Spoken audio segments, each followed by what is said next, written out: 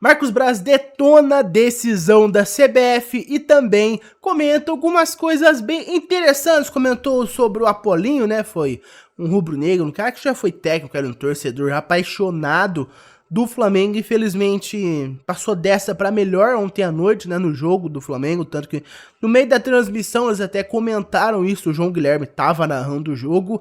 Ele falou uma coisa bem interessante. Ele fala que quem criou o termo chocolate foi ele. Então, o chocolate que o Flamengo deu ontem no Bolívar por 4-0 fica de homenagem ao nosso ídolo aí, né? Eu não conhecia, eu sou um cara novo. Quando eu nasci, eu acho que ele nem era mais treinador do Flamengo, eu acho que já tava até aposentado, né? Mas fica aí, cara, os nossos pêsames pra família do Apolinho, né? Um cara que vai ser homenageado. Eu tenho certeza que no próximo jogo do Flamengo vai ter alguma homenagem pra ele. Se não do Flamengo em si, pelo menos a torcida vai se organizar pra fazer isso. A torcida do Flamengo é muito boa em fazer isso, cara. Enfim, o Marcos Braz falou algumas coisas bem interessantes, então fique aí com a zona mista dele. Ele falou sobre o Apolinho também, falou sobre a paralisação do Campeonato Brasileiro. Olha só o que ele falou aí, cara. Enfim, fique aí com a zona mista, mas antes, é claro, tenho que pedir a você que você deixe seu like, se inscreva no canal e também acione o sino de notificação. Muito obrigado a cada um de vocês que são inscritos aqui no canal, deixa um like e caso você não seja sua primeira vez aqui no canal, te convido a fazer parte aqui do nosso canal, te convido a se tornar um inscrito. Agora sim, sem mais delongas, vejam aí o que disse Marcos Braz. O atacante Gabigol passando pela zona mista do Maracanã. Rapidinho. Rapidinho, Gabriel, rapidinho. Eu te amo, vocês me amam. Amamos, não tem jeito.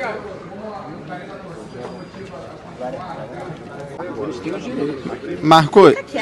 Peraí, que a Isabelle Vai, fala primeiro, vai. ela que chamou. Tudo bem, Marcos? Boa noite. Queria que você pudesse falar sobre essa decisão da CBF em paralisar o campeonato por 2 rodadas, né? O Flamengo se posicionou contra essa decisão de paralisar. O São Paulo, o Palmeiras também se posicionaram. Não me lembro muito bem, acho que Corinthians também. Enfim, outros clubes se posicionaram junto com o Flamengo.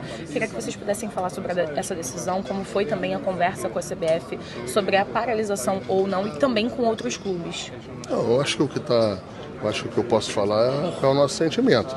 O que a gente não quer é que seja ampliada ainda mais a falta de jogadores da data FIFA. Por exemplo, nós no sábado iríamos jogar com o Vasco, iríamos ter todos os jogadores disponíveis aqui. O que não pode é botar, por exemplo, esse jogo, remarcar esse jogo do Vasco para dentro da data FIFA, em que a gente vai chegar e não vai ter esses jogadores. Então, assim, o que a gente espera da CBF, em relação pelo menos a Flamengo, é que não seja ampliada essa falta de isonomia que eu acho que já está tendo no Campeonato Brasileiro. Ô Marcos, ainda falando sobre essa situação do Rio Grande do Sul, o Flamengo ofereceu, né, as estruturas do CT Ninho do Urubu para Grêmio, Inter, Juventude. Algum clube já demonstrou interesse em talvez usar as estruturas que o Flamengo ofereceu? A gente sabe que o Grêmio parece que vai treinar no CT do Corinthians, o Inter e Juventude chegaram a falar alguma coisa com vocês? Não, a gente ainda não tem nenhuma notícia sobre o possível requerimento de algum clube gaúcho. A gente não tem, a gente colocou à disposição para que fizesse os ajustes possíveis, mas a gente não tem nenhuma resposta em relação a isso. E como é que foi essa conversa? Vocês chegaram a conversar com algum outro clube, com os clubes inclusive aqui, por exemplo, que vocês têm um contato mais próximo com o Fluminense, tem o consórcio, enfim, e dá pra ver também que vocês têm uma relação próxima ali com o Mário Bittencourt. Vocês conversaram sobre a posição do Flamengo, tentando trazer o ponto do Flamengo e também dos clubes que estavam do lado de vocês? Não, o que acontecia é que a gente estava esperando essa reunião do dia 27 para ter alguma posição em relação ao campeonato. E isso aí foi feito de uma maneira diferente e foi comunicado ao clube. Eu estava dentro do ônibus, vindo para o estádio com os jogadores, quando a gente teve a notícia. Não deu muito tempo para conversar desse tema, até porque o jogo aqui era de suma importância, né? Agora que acabou o jogo, 4-0, em que o resultado veio, em que deixa a gente numa situação melhor, não é o que a gente queria, mas melhor no próximo jogo, a nossa preocupação era toda esse jogo. Agora, hoje à noite, amanhã, a gente vai começar a analisar para ver qual é o impacto disso. Mas o mais importante é dizer é o que a gente espera, que a CBF não vá colocar ainda mais jogos do Flamengo dentro da data FIFA. Aumentar de 9 jogos a 12, 13, 14 jogos, em que você não possa contar com 4 titulares, 3 titulares, não sou eu que escalo o time, mas se você vê o histórico dos times que entram em campo do Flamengo, é esse. Então, eu espero que a gente não passe de 9 para 12, 13, 14 jogos. Na minha concepção, já tem uma falta de isonomia quando isso acontece. Espero que isso não seja ampliado. E a Copa do Brasil, Marcos? Tá normal. Não vai parar a Copa do Brasil? Não. O jogo está confirmado.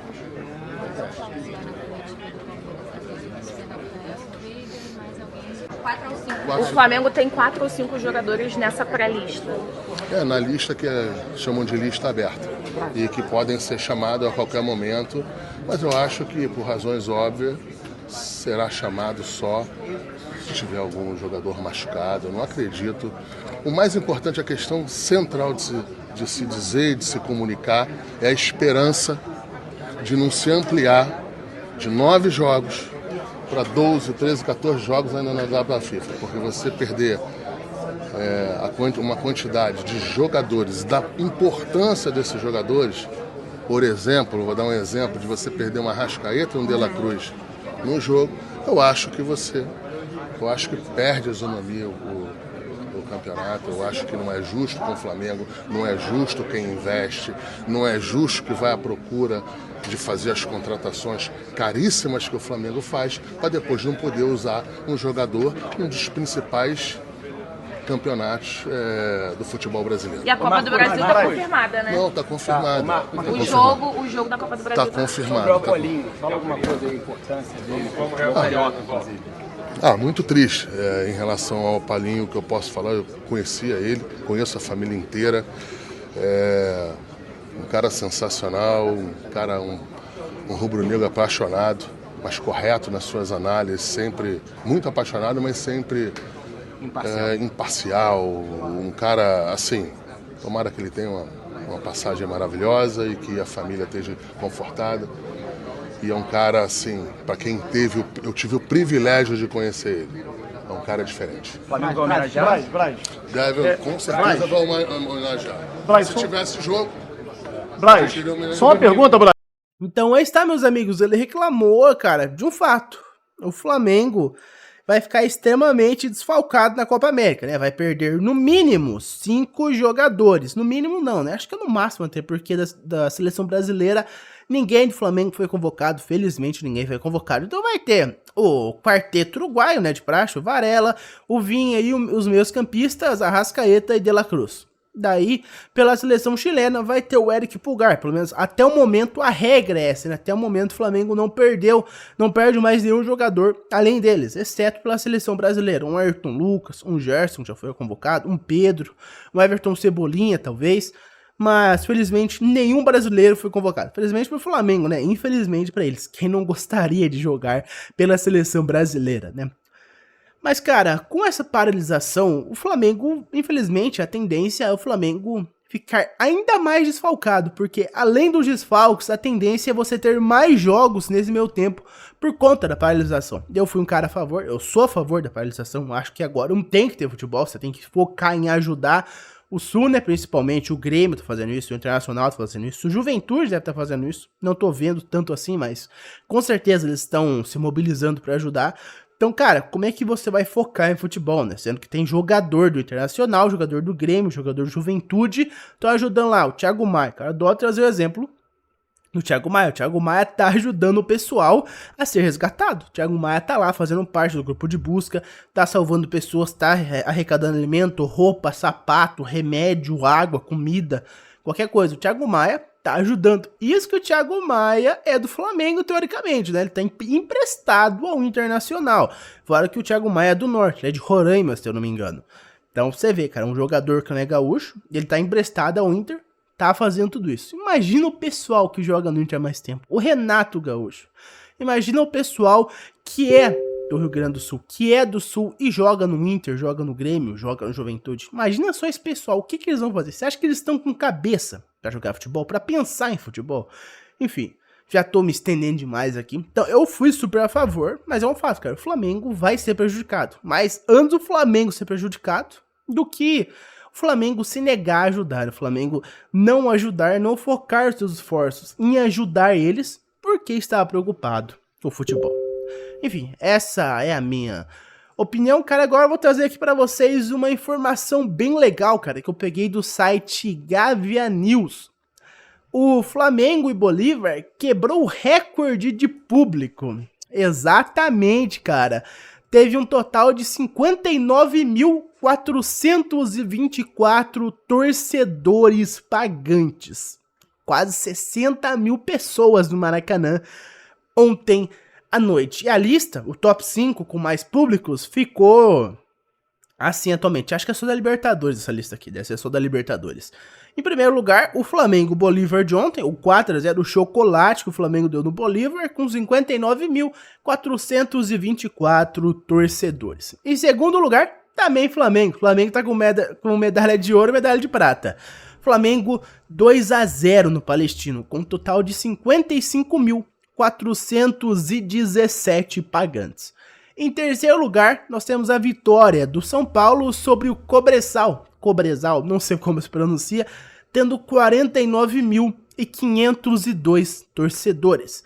Em quarto lugar, a vitória do Fluminense sobre o Colo-Colo, 2-1, com 41.507 torcedores. E em quinto lugar, para fechar o top 5, a derrota do Botafogo para o Júnior Barranquilla, tendo um total de 35.513 pagantes. Então aí está o top 5, cara, o Flamengo monopolizando. E tem uma distância até que grande, tá? Entre o Flamengo e o São Paulo, que é o terceiro lugar.